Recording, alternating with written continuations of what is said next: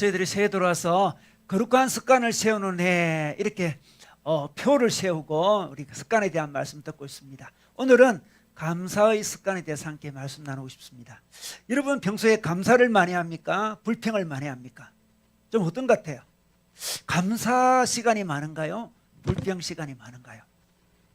평생 감사라는 책이 있는데 그 책에 보면 이런 이야기가 나와요. 미국의 어떤 교수님이 재미있는 실험을 했습니다. 200명을 두 팀으로 나눴습니다. 100명씩 A팀에게는 오늘 일어난 일들 중에 기분 나빴던 일을 적어라 이렇게 했습니다. A팀에는 B팀에는 오늘 일어난 일들 중에 감사했던 일을 적어라 이렇게 3주 동안 실험을 했습니다. 3주 동안 실험을 했는데 결과가 어떻겠습니까? B팀 감사 제목을 적은 그 팀의 사람들은 이렇게 이야기했습니다. 이렇게 3주 동안 감사 제목을 적다 보니까 스트레스가 별로 없어졌어요. 이렇게 이야기했습니다. 병이 난 사람도 없었습니다. 모두도 활기가 넘치고 밝은 표정으로 사람을 대하고 있었습니다. 저희들이 이렇게 바뀐 것 같아요. 3주 만에 이렇게 이야기했습니다. A팀의 결과는 어땠을까요? A팀의 결과는 많은 친구들과 다투었대요. 3주 동안 애인과 헤어지기도 했고요. 위장에 좀 고통이 생겼대요. 위장이 좀 아프고 위장병이 생겼나 할 정도로 고통스러웠다 했습니다. 참가자 얼굴 표정이 몹시 다들 어두웠습니다. 여러분, 이 실험의 결과가 이렇게 발표된 거죠. 감사하는 사람은 스트레스를 덜 받습니다. 감사하는 사람은 그렇지 않는 사람보다 훨씬 행복감을 더 많이 느낄 수 있습니다. 감사하는 사람은 힘이 넘치고 감사하는 사람은 놀랍게도 다른 사람에게 기쁨을 주기도 합니다. 감사와 불평은 바이러스와 같습니다. 퍼져나갑니다. 요즘 오미크론 많이 퍼져나가고 있잖아요. 그죠? 감사와 불평은 퍼져나가는 바이러스와 같습니다. 여러분, 감사를 많이 하고 있습니까? 불평을 많이 하고 있습니까? 오늘 말씀에서도 범사에 감사하라 이렇게 성경 말씀에서 말씀해주고 있는데 감사해야 됩니다. 그런데 감사가 우리 인간의 뜻대로 인간의 힘으로 인간의 의지로 잘 되지 않지 않습니까? 그럼 어떻게 하면 감사할 수 있을까요? 어떻게 하면 감사하는 습관을 우리가 세울 수 있을까요? 오늘 그 부분을 하나님의 말씀으로 함께 나누고 싶습니다. 우리 누가복음 17장 11절에서 19절 말씀 봉독자가 읽어줘 주겠습니다. 예수께서 예루살렘으로 가실 때에 사마리아와 갈릴리 사이로 지나가시다가 한 마을에 들어가시니 나병 환자 10명이 예수를 만나 멀리 서서 소리를 높여 이르되 예수 선생님이여 우리를 불쌍히 여기소서 하거늘 보시고 이르시되 가서 제사장들에게 너희 몸을 보이라 하셨더니 그들이 가다가 깨끗함을 받은지라. 그 중에 한 사람이 자기가 나은 것을 보고 큰 소리로 하나님께 영광을 돌리며 돌아와 예수의 발 아래에 엎드려 감사하니 그는 사마리아 사람이라. 예수께서 대답하여 이르시되 10사람이 다 깨끗함을 받지 아니하였느냐? 그 9은 어디 있느냐? 이 이방인 외에는 하나님께 영광을 돌리러 돌아온 자가 없느냐 하시고 그에게 이르시되 일어나 가라 내 믿음이 너를 구원하였느니라 하시더라. 아멘. 오늘 말씀에 예수님이 나병 환자 10명을 만나는 장면이 나옵니다. 당시 나병에 걸리면 가족으로부터 버림을 받습니다. 동네에서도 쫓겨납니다. 사람들이 거주하지 않는 산속이나 깊은 동굴이나 운막 속에서 죽지 못해 사는 삶을 사는 것이 바로 나병 환자들의 모습이었습니다. 그런데 오늘 10명의 나병 환자들이 등장하는데요. 10명 안에 유대인과 사마리아인이 섞여 있었습니다. 재밌죠? 유대인들은 평소에 사마리아인, 이 혼혈족이죠. 혼혈족을 인간 취급하지 않았습니다. 서로 만나지도 않았습니다. 그런데 오늘 보니까 10명이 어울려져 있습니다. 나병 환자로서 똑같이 사이로부터 버림을 받았기 때문에 출신을 구분하지 않고 어울려 지냈다는 거죠. 나병 환자들에게서는 민족이나 출신 배경이나 사회적 지위는 전혀 의미가 없었습니다.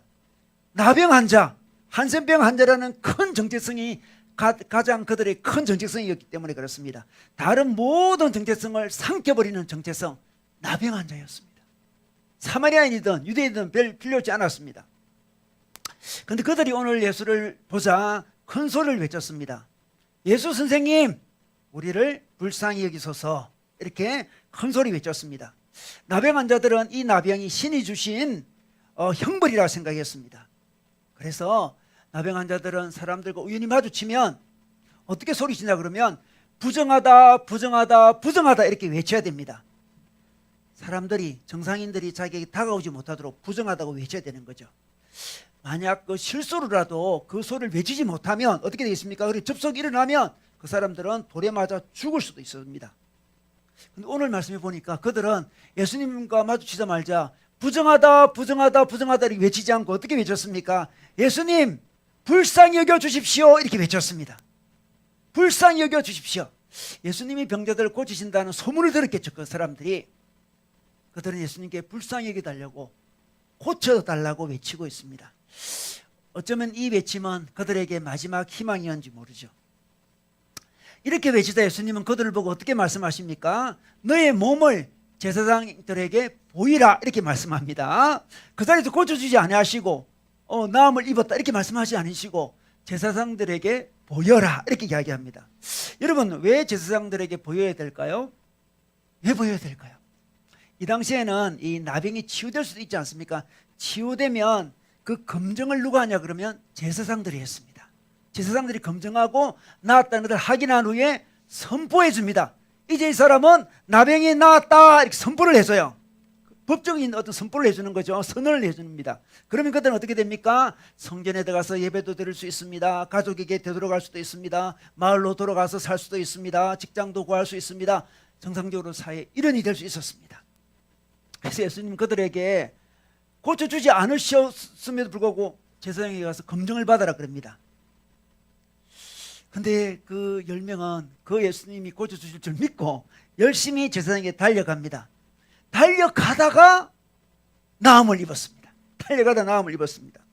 근데 그 중에 특별히 한 사람, 이 사마리아 한 사람이 그 나은 것을 보고 하나님께 영광을 돌리면서 그 가던 길에서 뒤돌아서서 예수님께 와서 감사했다 이렇게 말씀하고 있습니다.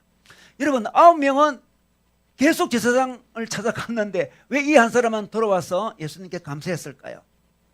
왜 그랬을까요? 그 사람은 자기 병을 치유해 주신 예수님이 기억이 난 거죠. 생각이 났습니다.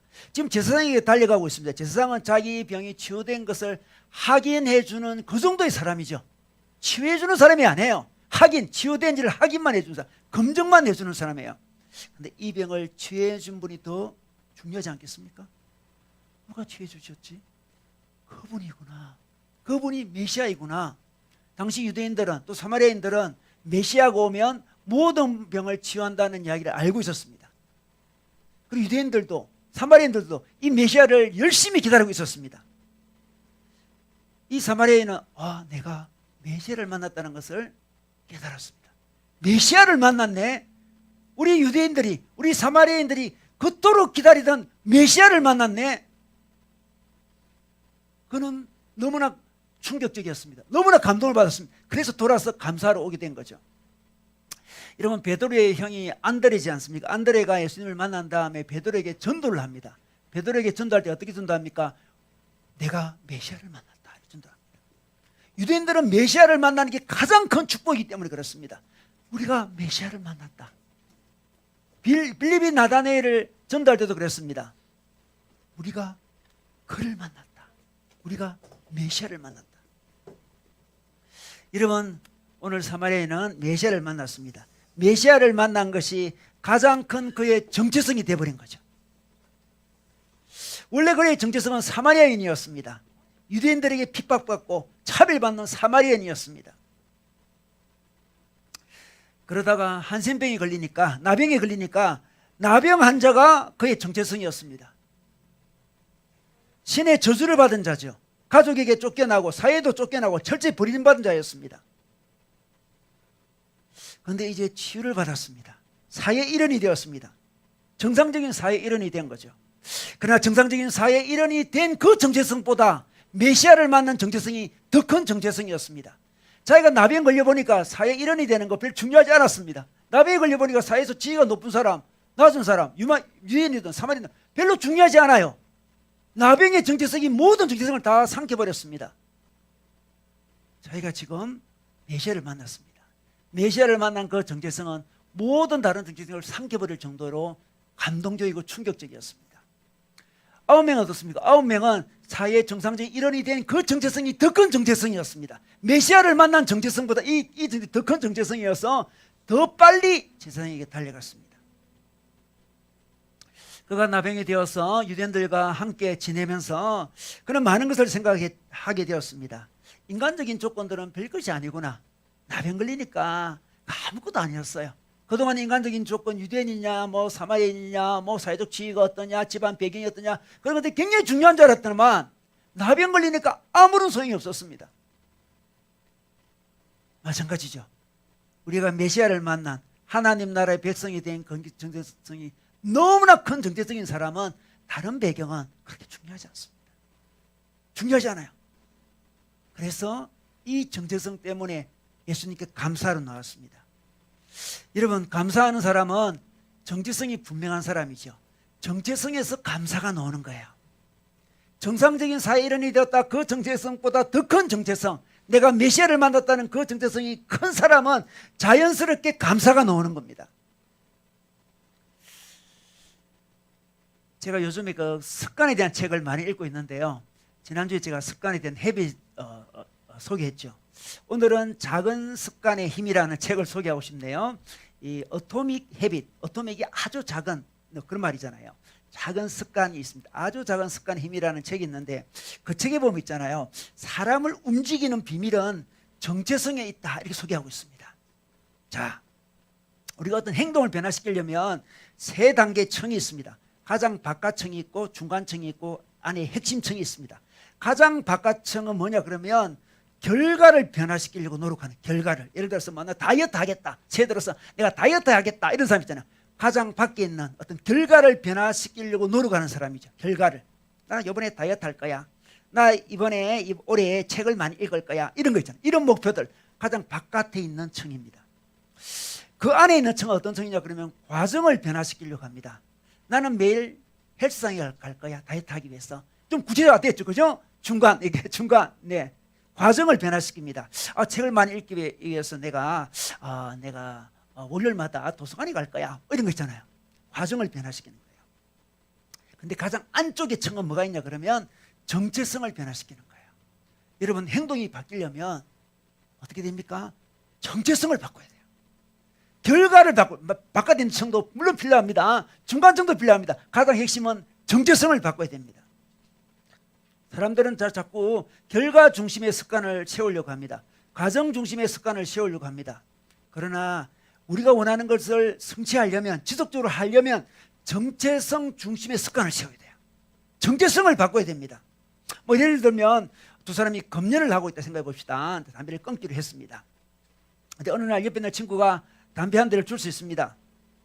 네 담배 피울래? 이렇게 했을 때 친구에게 나 담배 끊었어. 나 담배 끊었어. 이렇게 하는 것은 어떤 자세입니까? 여전히 자기는 흡연자예요. 그런데 담배 끊으려고 애쓰고 있는 모습을 보여주는 거예요. 나 담배 끊었어. 날 유혹하지 마. 나 담배 끊었어. 담배 끊었다는 거죠. 효과가 별로 없습니다. 그럼 어떻게 해야 될까요? 정체성을 변화시키는 거죠. 정체성을. 친구가 한 대 피자 이렇게 이야기하면 나는 흡연자가 아니야. 이렇게. 나는 비흡연자야. 이렇게 이야기하는데 자기 정체성을 이야기하는 거예요. 작은 차이지만 아주 큰 차이입니다. 정체성을 바꿔야 삶이 바뀌는 거예요. 감사도 마찬가지죠. 자기 정체성을 바꿔야 되죠. 새해에 내가 일주일에 5번 감사해야지 이 정도로 되지 않습니다. 감사하기 위해서 구체적인 어떤 과정을 계획해야지 이것도 되지 않습니다. 감사할 수밖에 없는 정체성을 분명히 하는 거죠. 나는 누구인가? 여러분 누구입니까? 자기는 어떤 존재입니까? 나병 환자는 사마리아인이었습니다. 핍박받고 차별받는 사마리아인이었습니다. 그게 정체성이었습니다. 더 나아가서 나병 환자였습니다. 그런데 이제 정체성이 바뀌었어요. 메시아를 만난 자입니다. 우리도 마찬가지예요. 우리도 사실 어느 정도는 사마리아인 같은 사람이었습니다. 우리는 나병 환자 같은 존재였죠. 어찌 보면 나병 환자보다 더 악독한 죄의 환자였습니다. 병자죠, 병자. 그런데 예수님으로 인하여 우리는 치유함을 받았습니다. 회복되었습니다. 하나님의 자녀가 되었습니다. 이 정체성을 분명히 할 때 감사가 나와요. 이 정체성을 분명히 할 때 감사가 나옵니다. 하나님 우리에게 어떤 정체성을 주셨습니까? 너는 내가 사랑하는 자다 이렇게 말씀해 주셨습니다. 내가 너를 기뻐한다 말씀해 주셨습니다. 그게 나의 정체성이에요. 나의 정체성입니다. 하나님 우리를 사랑하시고 우리를 위해서 놀라운 계획을 가지고 계십니다. 우리 사형리에서 그렇게 말씀하고 있습니다. 하나님이 나를 향해 놀라운 계획을 가지고 계시는구나. 나를 통해 하나님 나라 일을 하시려고 하시는구나. 이 정체성을 분명히 할 때 우리는 감사가 자연스럽게 일어나는 것을 경험할 수 있습니다. 여러분 우리는 절대 감사를 가지고 있습니다. 절대 감사. 우리 하나님께서 우리를 구원해 주셨습니다. 우리는 그래서 기본적으로 절대적으로 감사하는 자입니다. 우리가 인생을 살아가는데 인생은 사실 덤으로 사는 인생이잖아요. 덤으로 산다 그러면 일단 마음의 여유가 있잖아요. 우리 덤으로 사는 인생이에요. 우리는 제로 베이스에서 시작합니다. 우리 하나님 은혜로 우리는 죽었는데 산자가 된 거예요. 우리가 가진 모든 것은 플러스 알파죠. 다 선물이에요. 지금 내가 가진 게 모든 것 선물입니다. 아침에 일어났을 때 눈을 떴을 때 오늘도 선물로 우리에게 온 거예요. 아, 오늘이 선물로 왔구나. 우리는 제로 베이스부터 시작하는 자입니다. 우리의 정체성은 죽을 자였는데 하나님의 은혜로 우리는 다시 태어났지 않습니까? 우리는 아무것도 없는 자였습니다. 모든 것이 선물입니다. 그 자세, 그 정체성을 가질 때 우리는 어떻습니까? 감사가 나옵니다. 여러분 예배 시간은 어떤 시간입니까? 자기 정체성을 확인하는 시간이죠. 예배 시간은 정체성을 확인하는 시간이에요. 하나님께서 말씀해 주십니다. 너는 내가 사랑하는 자고 내가 기뻐하는 자다. 그 정체성을 확인하는 거죠. 하나님은 나를 향해서 놀라운 계획을 가지고 계시는구나. 그 정체성이죠. 그 정체성을 분명히 할 때 우리는 감사할 수 있습니다. 그 정체성을 분명히 할 때 우리는 감사는 쉬워지고 감사는 습관이 될 수 있습니다. 자, 오늘 한 사람만 감사하러 왔습니다. 9명은 없어요. 돌아오지 않았습니다. 그래서 17절에 예수님은 9은 어디 있느냐 이렇게 이야기합니다. 9은 어디 있느냐 이렇게 이야기합니다. 여러분 9은 어디 있습니까? 9명은 어디 있습니까? 다 같이 치유함을 받았는데 그 악한 나병에서 치유함을 받았는데 9명은 어디 있습니까? 그 9명은 자기가 나은 것을 보고 너무나 흥분했습니다. 제사장에게 더 빨리 길을 재촉하며 달려갔습니다. 야, 우리가 나았다. 빨리 제사장에 가서 검증을 받자, 확인을 받자, 나았다고 선언을 받자. 이제 우리는 가족에게 돌아가게 되었다. 사회로 돌아가게 되었다. 사회 일원이 되었다. 정상적인 삶을 살게 되었다. 흥분했습니다. 그동안 우리는 남들처럼 제대로 살아가지 못했다. 이제라도 좀 잘 살아보자. 이 병으로 인해서 얼마나 우리는 뒤처진 인생을 살았느냐. 빨리 가서 점검받고 빨리 직장 구하고 빨리 결혼하고 빨리 사회에 정착하자. 이 생각이 가득했습니다. 열심히 앞으로만 달려갔습니다. 그들은 자기들을 회복시켜 주신, 치유해 주신 그 사실, 그 메시아보다 앞으로 사회에서 살아갈 일에 더 관심이 많았습니다. 받은 은혜보다 앞일에 더 근심이 많았던 거죠. 그 열심히 달려가는 거죠. 현재 받았던 은혜보다, 자기가 경험한 은혜보다 미래의 준비에 너무나 바빴습니다. 그래서 감사할 여유가 없었죠. 바로 우리의 모습이에요. 우리 미래에 어떻게 살아야 되고, 뭘 준비해야 되고, 뭘 어떻게 해야 되고, 남들이 하는 거 어떻게 따라 해야 되고, 거기에 온통 관심이 있으면 이미 받은 은혜를 놓칩니다. 감사가 없어요. 감사하는 사람은 하나님께 이미 받은 것에 집중합니다. 감사하지 못하는 사람은 자기에게 없는 것, 가지지 못한 것에 집중하게 되는 거죠. 9명은 어떻습니까? 지금 자기들이 가지지 못한 것에 집중하고 있습니다. 하지 못한 것, 그 집중하느라고 마음이 너무 분주해요. 감사하다 말을 할 기회가 없어요. 마음의 여유가 없습니다. 그들은 아직 몸은 나았지만 제사장에게 깨끗함을 얻었다, 이런 확인을 아직 받지 못했지 않습니까? 빨리 가서 받아야 돼요. 병은 나았지만 헤어진 가족을 찾아야 됩니다. 병은 나았지만 직장도 다시 구해야 됩니다. 이 모든 것을 다 갖춘 다음에 그 다음에 감사하려고 생각했을 거예요. 그죠? 다 갖춘 다음에, 내가 생각하는 이 정도 다 갖춘 다음에 예수님께 나와서 감사해야 된다고 생각합니다. 많은 사람이 그런 이야기 하죠. 다 갖춘 다음에 내가 교회를 좀 섬기겠습니다. 이런 사람 제가 많이 봤는데 여러분 그렇지 않습니다. 자기가 가지지 못한 것, 여전히 부족한 것을 계속 생각하면 평생 감사 못할 가능성이 굉장히 많습니다. 9명이 그랬습니다. 최근에 호모사피엔스라는 우리 새로운 신인류가 등장했다, 그런 이야기를 합니다. 여러분 호모사피엔스 들어보셨나요? 우리 뭐 호모사피엔스 그런 이야기 하지 않습니까? 좀 더 나가면 이제 포노사피엔스라고, 포노가 폰이잖아요. 스마트폰이잖아요. 스마트폰이 자기 신체의 일부가 되어서 스마트폰이 없으면 거의 살지 못하는 신인류가 탄생했다 그러잖아요. 호모사피엔스. 저희 집안에도 한 두세 명 있는 것 같아요. 제가 볼 때는 두세 명 있는 것 같아요. 네. 요즘에 새로운 신인류가 탄생했습니다. 근데 더 나가서 있잖아요. 포모사피엔스, 포모사피엔스 들어보셨습니까? 포모라는 단어가 있는데 여러분 설교 안에 있습니다. 포모, FOMO, Fear of Missing Out. 아무것도 놓치고 싶지 않는 신인류랍니다. 아무것도 놓치고 싶지 않은 거예요. 놓치는 게 너무 두려운 거예요.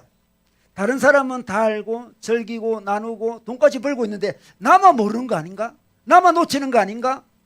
그에 대한 두려움이 있다는 거예요. 이 두려움에 가득한 신인류가 탄생했다는 거죠. 그래서 계속 SNS에서 확인하는 거죠. 남들이 뭐 하냐? 남들이 뭘 누리냐? 남들이 뭐 샀냐? 남들은 무슨 경험했냐? 계속 확인하지 않으면 견딜 수가 없는 신인류, 호모 사피엔스가 탄생했다는 거죠.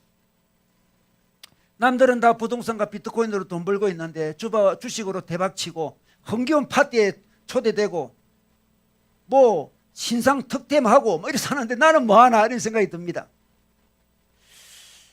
그게 현대인을 괴롭히는 고질병이 되었다, 이렇게 이야기합니다. 그래서 이 마케팅 할 때도 있잖아요. 이 두려움, 이 두려움, 남에게 뒤처지지 않을까, 두려움, 이 두려움을 이용해서 마케팅을 한다는 거죠. 한정판입니다. 한정판입니까? 희귀템입니다. 희귀템. 우리 마음을 두렵게 하는 거예요. 두렵게 하는 거예요. 이 호모사피엔스는 놀랍게도 옥스퍼드 사전에 등재되었습니다. 등재되었습니다. 지금 인터넷 발전으로 포모는 더욱더 그 기세를 키워가고 있습니다. 마케팅의 중요한 요소가 되어가고 있습니다. 그런데 이 포모에 사로잡힘이 있잖아요. 이 포모에 사로잡히면 포모 증후군이라 그러는데, 이 포모 증후군에 사로잡히게 되면 스트레스도 많이 받게 되고요, 불안하게 되고 질투심도 많이 유발이 되고 우울감까지 걸린다고 합니다. 그리고 자기 삶에 집중도 못하게 되면서 귀중한 시간과 에너지뿐만 아니라 돈까지 낭비하게 된다는 거죠. 그게 바로 호모 사피엔스들이 겪고 있는 포모 증후군입니다. 이 호모 사피엔스 책에 보면 이런 이야기가 있어요. 미국의 유명한 어떤 베이커리집이 있어요. 이 빵집이 있었는데 그 빵집은 하루에 400개만 딱 이 크로노시라는 빵을 판매한답니다. 400개 딱 판매하고 문을 탁 닫는 그런 가게들 있죠. 딱 한정 딱 합니다. 수많은 사람들이 그 한정된 수량을 사기 위해서 아침 8시부터 줄을 쫙 서고 있습니다. 400개 끝나면 딱 끝나고 문 닫아버려요. 그러니까 그 장면이 뭐 수많은 SNS에 올라오는 거죠. 나 드디어 이 집에서 크로노 샀다, 나 크로노 샀다 하면서 막 올리는 거예요. 그러니까 사람들, 안 산 사람들 마음이 너무 불안한 거예요. 내가 소외될까 봐. Fear of missing out이죠. 나 너무 두려운 거예요. 계속 몰려갑니다. 계속 몰려가요. 그래서 홍보가 얼마나 잘 되는지 몰라요. 마케팅이 이용하는 거죠.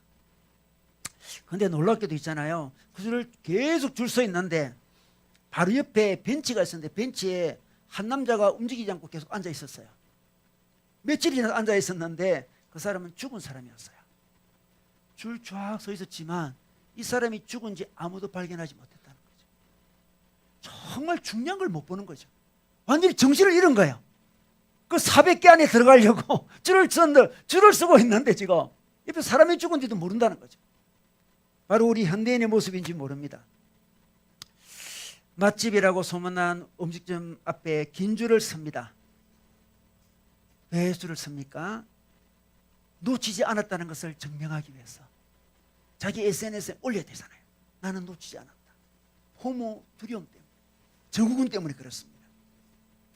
그런데 이 두려움을 이기는 두 가지 전략이 있는데 어떻게 되냐 그러면 진정으로 원하는 것을 선택을 해야 된대요.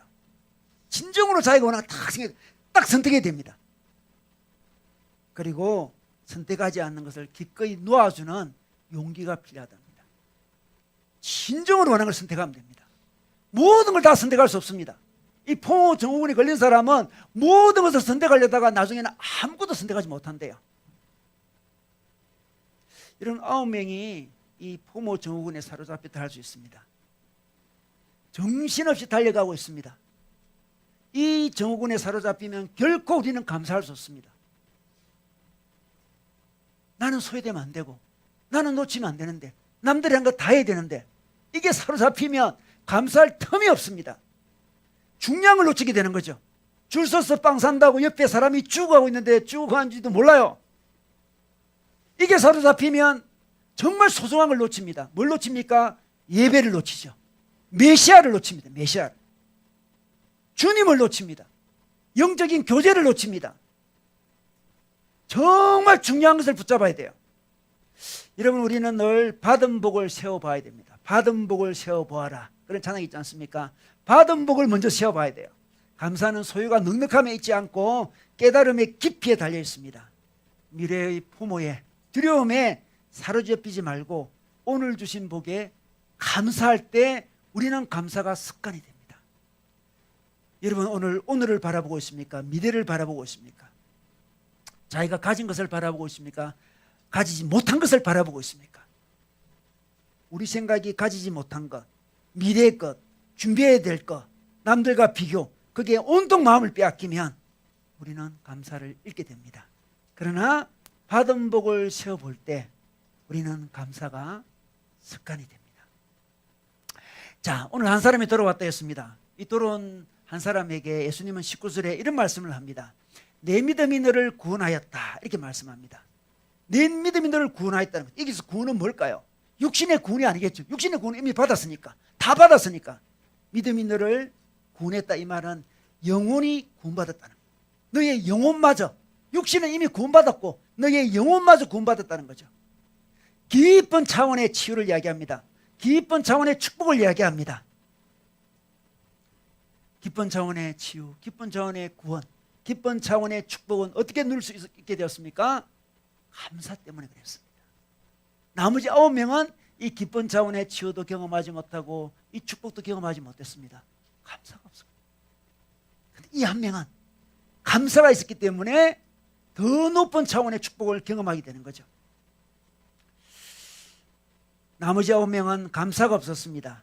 그래서 그들은 그냥 몸이 치유된 것으로 끝나고 사회에 돌아와서 열심히 다른 사람 쫓아다니다가 이미 늦었지 않겠습니까? 그 나병 환자들 이미 늦은 삶을 살게 된 거죠.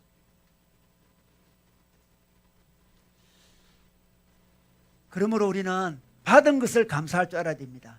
받은 것을 감사하면, 받은 것을 감사하는 그것이 작은 감사를 할지라도 감사의 마중물이 되어서 더 높은 감사로 나아가게 되고 더 깊은 감사로 나아가게 되고 감사가 계속 발전하게 돼요. 발전합니다. 감사 제목이 계속 늘어납니다. 더 높은 치유, 더 높은 축복을 생산해냅니다.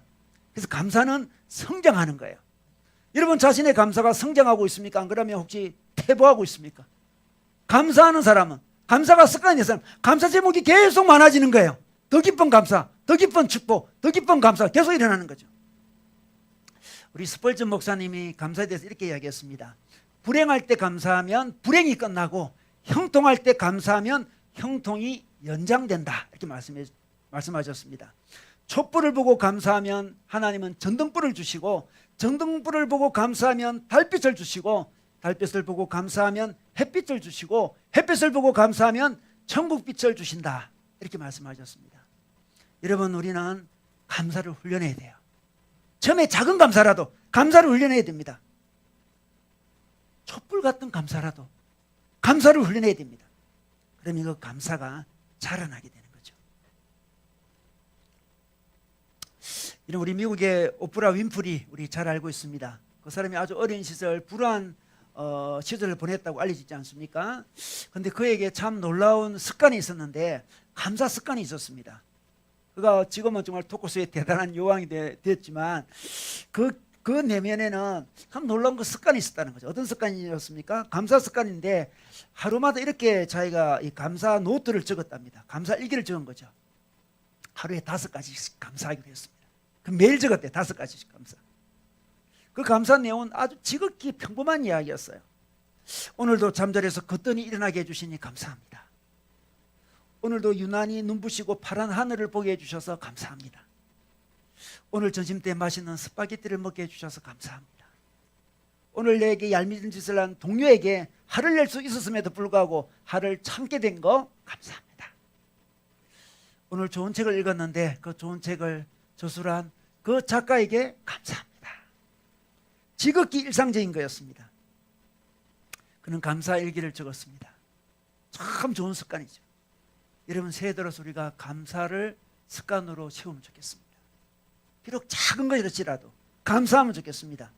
근데 오프라 윈프리가 그 감사 일기를 적으면서 깨달은 게 있답니다.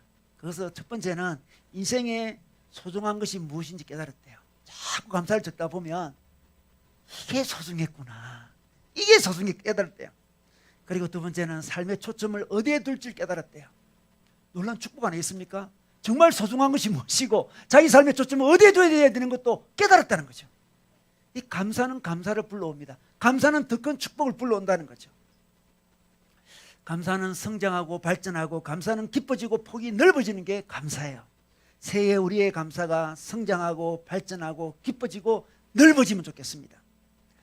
여러분, 오늘 데살로니가전서 5장 18절 말씀에 범사에 감사하라 이렇게 말씀하고 있습니다. 여러분, 범사가 뭡니까? 범사는 모든 상황을 이야기합니다. 좋은 일도 감사하고 혹 나쁜 일도 감사해라는 거예요. 확실한 일도 감사하고 좀 애매한 일도 감사하라는 거예요. 여러분, 우리는 처음에는 좋은 일 감사하는 것으로 출발합니다. 그게 너무 자연스러운 거예요. 처음에는 어릴 때는 당연히 좋은 일 감사해야 되겠죠. 좋은 일 감사합니다. 그러나 신앙이 성장하면 범사에 감사하는 수준까지 나아갑니다. 우리의 목표는 범사에 감사하는 사람이 되는 거예요. 여러분, 우리가 좋은 일에 감사하는 습관을 많이 들여야 되죠. 감사합니다. 이것도 감사, 저것도 감사하다 보면 점점 폭이 넓어지면서 좋지 않은 일도 감사하게 됩니다. 흔히 우리가 범사에 감사하라 그러면 이렇게 생각할 수 있습니다. 범사에 감사하란 말이 무슨 말이지? 내가 사업이 망했는데 어떻게 감사할 수 있지? 범사에 감사하란 말은 남은 것을 중심으로 감사하라는 거구나, 이렇게 생각할 수 있어요. 남은 것 중심으로. 예를 들어서 내가 사업에 망했지만 그래도 가족이 남아있네. 가족 감사합니다. 사업은 망했지만 건강이 남아있네. 건강 감사합니다. 이렇게 하라는 거죠. 그 남은 것으로 감사하는 거예요. 그러나 여러분, 그것도 귀한 일이긴 하지만 오늘 범사에 감사하란 말의 뜻은 아닙니다. 우리 하나님, 우리가 실패하고 남은 것만 가지고 일하시는 그런 한계가 있는 분이신가요? 우리 하나님, 우리가 실패한 일에는 그냥 어쩔 수 없고 손쓸 수 없고 이거 남았네, 요거로 감사하자, 요거로 일하시는 분이신가요? 하나님은 그런 분이 아니세요.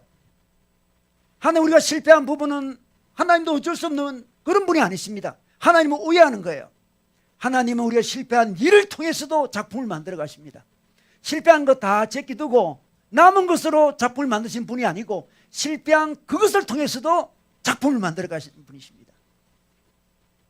여러분, 취업에 실패했습니까? 취업에 실패했습니까? 취업에 실패했는데 남은 것을 인하여 감사합니다. 그것도 물론 해야 되겠죠. 그러나 신앙이 성장하면 취업 실패한 그것을 감사합니다. 취업 실패하고 불행하고 고통이 있고, 그렇지만 그것을 재료로 해서 하나님은 놀라운 작품을 만들어갈 수 있다고 우리는 믿습니다. 믿을 때 우리는 범사에 감사할 수 있는 거죠. 범사에 감사할 수 있습니다. 여러분, 율곡 어머니가 우리 신사임당 아니겠습니까? 신사임당 우리 그분은 그림을 잘 그렸대요. 붓으로 그림을 잘 그렸다 그럽니다. 한 번은 어느 잔치에 갔는데 잔치집에서 어떤 안악이 이제 빌려온 비단 치마를 입고 있었는데 음식물이 떨어지는 일이 벌어졌습니다. 얼룩이졌습니다. 그래서 그 안악이 막 울상이 되었어요. 그때 이 신사임당이 그림붓을 가져와서 얼룩진 부분에 그림을 그렸답니다. 붓이 움직일 때마다 주변 사람들이 막 탄성을 질렀대요. 우와. 음식물 쏟아져 얼룩됐는데 얼룩을 가지고 작품을 만들더라는 거죠. 그래서 그 아름다운 포도도 만들고 포도 가지도 이렇게 그리게 되었습니다. 너무나 아름다운 작품이 된 거죠. 그래서 그 작품을 팔아가지고 그 옷을 다시 사줬다, 그런 이야기가 있습니다. 여러분, 우리 인생은 하나님 앞에서 마치 치마폭과 같죠. 종이와 같습니다. 아무리 우리가 실수하고 또 실패하고 우리가 죄짓고 잘못하고 또 우리 잘못이 아니라도 주위 사람들의 잘못을 인하여 얼룩이 될 수 있잖아요. 우리 인생에 여러분 얼룩 안 진 사람 있습니까?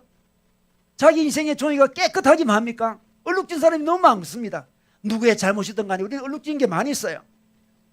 그 얼룩 진 거 빼고 나머지 부분과 하나님이 작품을 만드시는 그런 하나님이 아니시고, 그 얼룩이 있더라도 하나님은 그 얼룩을 가지고도 신사임당과 같이 작품을 만들 수 있습니다. 아름다운 작품을 만들 수 있습니다. 그래서 때가 되면 우리가 지나간 인생을 뒤돌아보면서 잉크 자국, 얼룩마저 감사하게 되는 거죠. 하나님, 내가 당시에는 그 얼룩이 너무 괴로웠습니다. 그 얼룩을 만든 사람들이 너무 원망스럽고, 제 실패한 제 자신, 실수한 제 자신, 관리하지 못한 제 자신, 제 죄가 너무 한탄스러웠습니다.